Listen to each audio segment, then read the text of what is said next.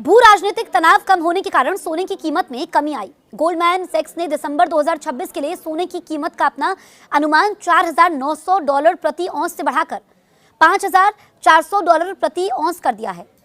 देश में सोने की कीमतों में आ रही तेजी थम गई है। सेफ एसेट के तौर पर मांग घटने और रिकॉर्ड तेजी के बाद मुनाफा वसूली के चलते सोना नीचे आया है।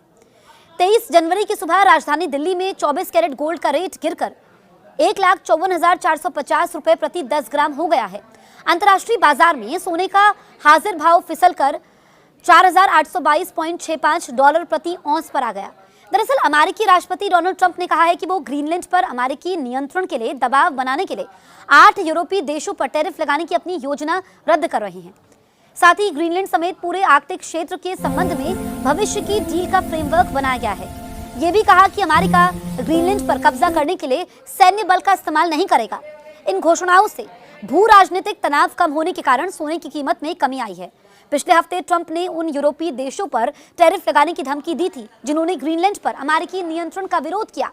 ट्रंप ने कहा था कि 1 फरवरी 2026 से Denmark, Norway, Sweden, France, Germany, United Kingdom, Netherlands और फिनलैंड से अमेरिका आने वाले सामान पर 10% टैरिफ लगाया जाएगा।